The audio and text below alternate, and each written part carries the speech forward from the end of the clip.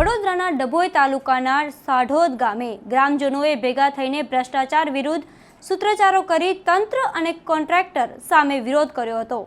નમસ્કાર, હું છું મમલ। અમારા વિશેષ કાર્યક્રમમાં તમારું સ્વાગત છે। ડભોઈ તાલુકાના સાઢોદ ગામે બોરમાં લાખોનો ભ્રષ્ટાચારનો આરોપ લાગ્યો છે। ગ્રામજનોનો ભેગા થઈને સૂત્રોચ્ચાર કરીને વિરોધ કરવામાં આવ્યો। ગામના આદિવાસી વિસ્તારમાં બરી શેરીમાં બોર મોટર પંપ ઉતાર્યા વગર 2,44,000 બિલ ચૂકવાઈ ગયું હોવાનો આરોપ છે। ગ્રામજનો દ્વારા કોન્ટ્રાક્ટર અને તંત્રનો ભ્રષ્ટાચાર બંધ કરોના નારા લગાવવામાં આવ્યા હતા। આવો સાંભળીએ ગ્રામજનોએ શું કહ્યું હતું। અમારા ગામની અંદર સાઠોદની અંદર બારશેરી વગાની અંદર જે બોરવેલ કરવામાં આવેલો છે એ બોરવેલ આજ સુધીની અંદર એમાં કોઈ સેક્શન પાઇપ નથી ઉતારેલી, કોઈ મોટર પંપ નથી ઉતારેલો કે કોઈ વીજળી કનેક્શન નથી આપેલું। તો આ છતાં આના 2,44,000 ઉપાડી લીધેલા છે અને આ બોરની અંદર ગ્રેવલ પણ નથી નાખ્યા। ગ્રેવલ પણ એવા ને એવા છે। આમાં કોઈ બાળક રમતો આવશે અને પડશે એની જવાબદારી કોની રહેશે? અને આ બારશેરીની અંદર આ વોર્ડ નંબર 8ની અંદર મને વગર પૈસે લોકોએ ચૂંટ્યા છે અમને, તો એનો મતલબ હું તો અમારે તો કંઈક તો ઉજાગર કરવું પડે। આ હવાળો પણ બનાવ્યો છે એ પણ એમને કોઈ ઉપયોગ લાગતો નથી અને આ બોરવેલ એવો જગ્યાએ બનાવ્યો છે અહીં રાજકોટની અંદર પાણી આવે ત્યાં ઘેર ઘેર પાણી આવે છે, બોરવેલ બી અંદર ડૂબી જાય એવો ઘાટ છે, તો હું એ ગંદુ પાણી આ એ પીશે, પબ્લિક પીશે। મોટર જ નથી નાખી તો પાણી કેવી રીતે આવશે? તો મોટર નાખે તોય પણ પાણી પબ્લિક એ જ પીવાની ને, ગંદુ જ પીવાનું। અહીં બોરવેલ કરવાની જગ્યાએ ત્યાં કરવો તો એમના મકાનો નજીક તો એ લોકોને કામ આવતો। આ બિલકુલ અવાળા જગ્યાએ કરીને એ લોકોએ ભ્રષ્ટાચાર કરી લીધેલ છે। કેટલા રૂપિયા કોણે ઉપાડી લીધો? 2,44,000 મહાદેવ ટ્રેડર્સ અને એનું નામ કોન્ટ્રાક્ટરનું નામ જાણવામાં આવ્યું છે કેવું ઠાકોર। તમે એની રજૂઆત ક્યાં કરી? એની રજૂઆત અમે તાલુકા પંચાયતની અંદર ટીડીઓને કરેલી, એસઓને કરેલી અને ત્યાર પછી અમે એ રજૂઆત બરોડા જિલ્લા પંચાયત સુધી અમે ગયેલા, તો એનો અમને કોઈ જવાબ મળેલ નહીં આજ સુધીની અંદર સંતોષકારક। શું કહેવા માંગો છો?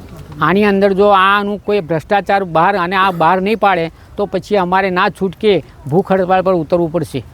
શું નામ? જાદવ દીકપાલસિંહ। સાઠોદ ગામે બારશેરીમાં બોરવેલ કરવામાં આવ્યો છે અને એનો કોન્ટ્રાક્ટર છે મહાદેવ ટ્રેડર્સ, એના ઓનર છે કેયુર ઠાકોર, જે ભાજપના ઉપપ્રમુખ તાલુકા સંગઠન ડભોઈના ઉપપ્રમુખ છે અને એનું બિલ 2,44,000 પૂરેપૂરું પાસ કરવામાં આવેલ છે। હવે આ બોરવેલ જે બનાવવામાં આવ્યો છે એમાં જમીનમાં મોટર ઉતારેલી નથી, બરાબર, અને કોઈ કનેક્શન નહીં કે બટન ઓન કરે તો પાણી જમીનમાંથી બહાર નીકળે। તો 450 લોકો એ આદિવાસી વિસ્તારમાં રહે છે અને આ એમના માટે સ્પેશિયલ કરવામાં આવ્યો હતો અને આ નવી પંચાયતની જે બોડી બેઠી ત્યારબાદ આ જુલાઈ 2025માં પાસ કર્યું છે આ બિલ અને એમાં અમારા ગામના તલાટી રક્ષિતાબેન અને વહીવટ અધિકારી સિદ્ધરાજ સોલંકી આ બંનેએ સહયોગ કરી।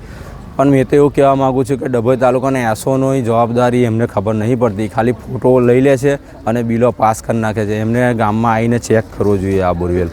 તો એ તો છે જ, તો આ પૂરેપૂરા પૈસા 2,44,000 રૂપિયા સરકારે જે આપ્યા હતા એ પ્રમાણે કામ થયું નહીં અને આ ઉપપ્રમુખ તરીકે જે હોદ્દો ધરાવે છે એ ખરેખર નિંદનીય છે।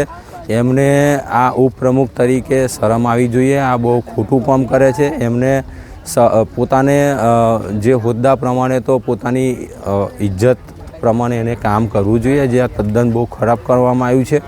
તો આ લોકોને સરકાર દ્વારા ગામને કંઈક વળતર મળે અને આ બોરવેલ ચાલુ કરવામાં આવે અને જો યોગ્ય લાગે તો આ લોકોને દંડ પણ કરવામાં આવે અને એસઓ અને તાલુકા વિકાસ અધિકારીની તો બદલી જ કરવામાં આવે। હા, એ હાલ મુદ્દો આવ્યો છે, એની તપાસ કરીને જાણ કરી દઈશું। હા, કેયુર ઠાકોર કોન્ટ્રાક્ટર છે, એમનું છે। આપ અને વહીવટદાર સિદ્ધાર્થની જે સાઇનથી ઉપડ્યા છે પૈસા, શું કહેશો? હા, એ હવે જોઈ લઈએ, એક રેકોર્ડ જોઈ લઈએ શું છે, જાણ કરી દઈએ। બોર બનાવ્યો 450 જેટલા લોકોને પાણી માટે બનાવ્યો હતો, સુવિધા માટે। આજે આદિવાસી વિસ્તારમાં પાણી નથી કેમ કે બોર બનાવી દીધો, મોટર નથી, તો આપે જોયા વગર જ નાણાં ચૂકવી દીધા। જોઈ લઈએ, જાણ કરી દઈએ જે પણ હોય। આ ઘટના અંગે તમે શું વિચારો છો? કોમેન્ટ કરીને કોમેન્ટ બોક્સમાં જરૂરથી જણાવજો। અત્યાર માટે બસ આટલું જ। નમસ્કાર।